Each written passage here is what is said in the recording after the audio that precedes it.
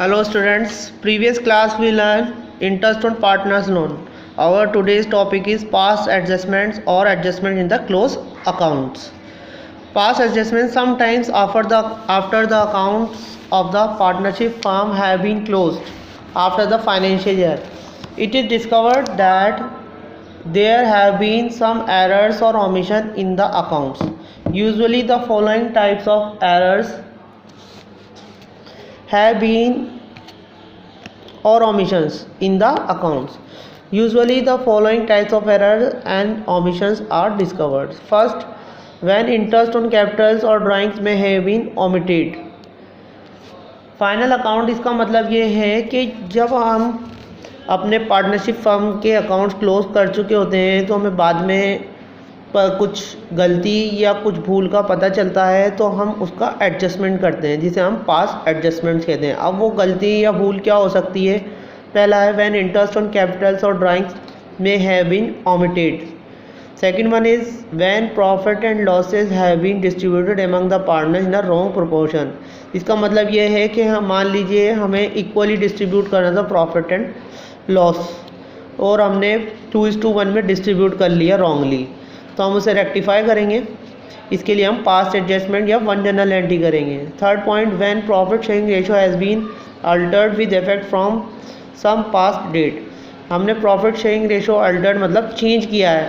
पहले हमें करना था 2:3, 2:3 की जगह हम मान लीजिए 3:2 कर दिया, तो हम चेंज करेंगे। तो ये रॉन्ग वे में क्या एडजस्टमेंट किया है, हम इसको सही करेंगे। फोर्थ, व्हेन सैलरी और commission payable to a person has been omitted. Salary और कमीशन देना ही पार्टनर को भूल गए। In such cases instead of altering the close accounts and the signed balance sheet rectification और adjustment is made at the beginning of the next year. These errors or omissions may be rectified in two ways. First way is by passing a single adjustment entry with the net effect of the errors and omissions. पहला इसके दो वे हैं, दो तरीके हैं। पहला method ये है कि by passing a single adjustment entry, हम एक सिंगल एडजस्टमेंट एंट्री कर दें ओमिशन और एरर्स हुए उसके लिए। बी पॉइंट है by passing separate adjustment entry for each error and omission. जब फिर सेपरेट एडजस्टमेंट एंट्री करें अलग अलग एरर और ओमिशन के लिए। तो हमारा पहला पॉइंट करते हैं हम start. When a single adjustment entry is pass. जब सिंगल एडजस्टमेंट एंट्री पास करते हैं हम, तो इसके लिए हम एक स्टेटमेंट बनाते हैं, टेबल बनाते हैं जो कि फाइनल एडजस्टमेंट को शो करती है, या फिर जो भी क्वेश्चन में एरर और अपने को ओमिशन दे रखा होगा उसको शो करते हैं। तो हम स्टार्ट करते हैं हमारे एक और क्वेश्चन से। चलिए स्टार्ट करते हैं हमारा question. Our question is Mudit and Uday are partners in a firm sharing profits in the ratio 2:3। Their capital accounts as on April 1st, 2015 showed balances of rupees 70,000 and 60,000 respectively. The drawings of Mudit and Uday during the year 15-16 were rupees 16,000 and rupees 12,000 respectively. Both the amounts were withdrawn on 1st January 2016. It was subsequently found that the following items had been omitted while preparing the final accounts for the year ended 31st March 2016. First is interest on capital at the rate 6% per annum. B. Interest on drawings at the rate 6% per annum. C. Mudit was entitled to a commission of rupees 4,000 for the whole year. Show your workings clearly, pass a rectifying entry in the books of the firm. तो मुदित और उदय दो partner हैं जो कि firm का share profit distribute करना है 2:3 ratio में। हमारे पास कैपिटल गिवन है उनकी रुपीज़ 70,000 एंड 60,000। ड्राइंग्स गिवन है मुदित एंड उदय के during the year rupees 16,000 and 12,000। अब both the amounts were withdrawn. उन्होंने कब विड्रॉ करा है? 1 Jan 2016 का। इसका मतलब ये है इंटरेस्ट ऑन ड्राइंग जो चार्ज होगा वो 3 months का चार्ज होगा। It was subsequently find. अब वो क्या भूल गए? फाइनल अकाउंट उन्होंने कंप्लीट करने के बाद उन्होंने क्या गलती का पता चला, क्या चीज़ भूल गए? वो इंटरेस्ट ऑन कैपिटल चार्ज करना भूल गए एट 6% पर एनम के हिसाब से। इंटरेस्ट ऑन ड्राइंग चार्ज करना भूल गए एट 6% पर एनम के हिसाब से। और Mudit was entitled to a commission, Mudit commission लेने के लिए अगदा था, उसे 4000 रुपीज़ का होल ईयर का कमीशन देना भूल गए।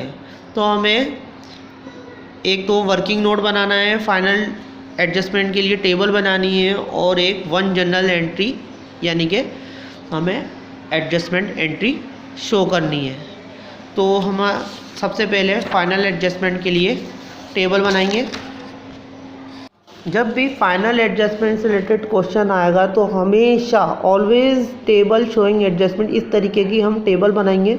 अब टेबल में हमारे पास क्वेश्चन में दो पार्टनर है, मुदित और उदय, तो हमने टेबल बनाएंगे। तो टेबल बनाने के लिए सबसे पहले पर्टिकुलर्स मुदित एंड उदय हमने दो पार्टनर लिखे, और फर्म मान लीजिए 3 पार्टनर होंगे तो 3 पार्टनर का लिखेंगे, 4 पार्टनर होंगे तो 4 पार्टनर का लिखेंगे। तो मुदित का हमने डेबिट क्रेडिट लिखा, उसके बाद हमने उदय का डेबिट क्रेडिट लिखा और फर्म का डेबिट क्रेडिट लिखा। तो ये फॉर्मेट है टेबल का। जब भी हमारा पास एडजस्टमेंट का क्वेश्चन आएगा तो इस तरीके का फॉर्मेट के हम टेबल बनाएंगे।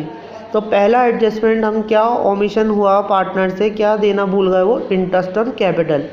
तो मैंने आपको प्रीवियस क्लास में ही बताया था, इंटरेस्ट ऑन कैपिटल जो होता है वो पार्टनर्स के लिए तो प्रॉफिट इनकम का सोर्स होता है और फर्म के लिए लॉस होता है। तो पार्टनर्स इसको क्या करेंगे, क्रेडिट करेंगे, और फर्म के लिए लॉस है तो फर्म के क्या करेगी, इसे डेबिट करेगी। तो पार्टनर्स हमारे पास मुदित उदय इंटरेस्ट चार्ज करेंगे यहाँ पर। तो इंटरेस्ट आएगा हमारे पास 4200 तो मुदित का और 3600 उदय का। टोटल लिखा हमने, फर्म डेबिट करेगी 7800 से। उसके बाद हमारा सेकंड पॉइंट है interest on drawings. Interest on drawings 1 Jain को विड्रॉ कर रहे हैं तो जैन, फेब और मार्च 3 मंथ्स का इंटरेस्ट ऑन ड्राइंग्स कैलकुलेट करेंगे। तो इंटरेस्ट ऑन ड्राइंग पार्टनर्स के लिए तो लॉस होता है और फर्म की इनकम है, तो पार्टनर्स तो डेबिट करेंगे और फर्म क्या करेगी, क्रेडिट करेंगे। तो कैलकुलेट करेंगे हम, मुदित का इंटरेस्ट ऑन ड्राइंग्स तो आएगा 240 रुपीज़ और उदय का आएगा 180 रुपीज़।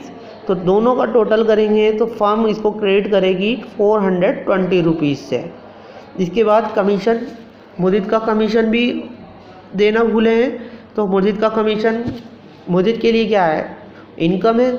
तो मुदित के लिए इनकम है तो देखिए हम इसको, मुदित को इनकम को क्रेडिट में लिखेंगे 4000 रुपीज़ कमीशन को, और उदय का कुछ भी नहीं है तो डैश करेंगे। और फर्म के लिए क्या है, लॉस होगा, तो फर्म के लिए लॉस है तो डेबिट करेंगे, तो 4000 रुपीज़ डेबिट करेंगे हम। ये तीनों एडजस्टमेंट करने के बाद हम फर्म का डेबिट क्रेडिट का टोटल करेंगे। तो फर्म के डेबिट में तो आ रहा है 11800 और फर्म के क्रेडिट में आ रहा है 420। इसका मतलब क्रेडिट साइड कम पड़ रही है। तो इसका मीन्स ये हुआ कि फर्म को लॉस हो रहा है। फर्म को लॉस कितना हो रहा है, तो डिफरेंस देखेंगे हम, 11380 रुपीज़ का लॉस हो रहा है। तो ये जो लॉस है वो पार्टनर्स में डिस्ट्रीब्यूट करेंगे हम 2:3 रेशो में। तो 2:3 रेशो में करा तो मुदित का डेबिट करेंगे हम लॉस 4552 रुपीज़ से, और उदय को डेबिट करेंगे 6828 रुपीज़ से।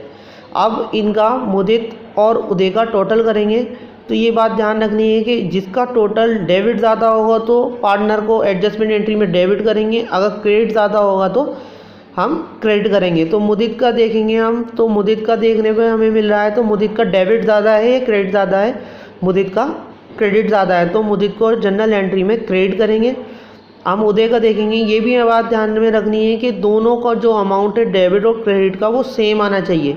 तो जो डिफरेंस आ रहा है, देखिए मुदित का जो आ रहा है 3408 का डेबिट साइड डिफरेंस आ रहा है और उदय का क्रेडिट साइड डिफरेंस सेम आ रहा है 3408 रुपीज़ का। तो एडजस्टमेंट एंट्री करेंगे हम, Uday capital account debit to Mudit capital account 3408 दोनों का अमाउंट सेम आना चाहिए।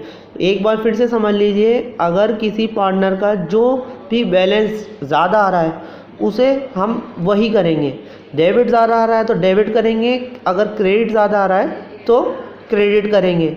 इसमें उदय का क्रेडिट ज़्यादा आ रहा है तो हमने उदय का डेबिट ज़्यादा आ रहा है तो डेबिट किया है, और मुदित का क्रेडिट ज़्यादा आ रहा है तो क्रेडिट किया है। तो ये हमारा 5 एडजस्टमेंट से रिलेटेड क्वेश्चन था। आई थिंक आपके समझ में आया होगा, और आपको इससे रिलेटेड और भी क्वेश्चन करने हैं तो आपको बुक में से क्वेश्चन कर सकते हैं। Thank you.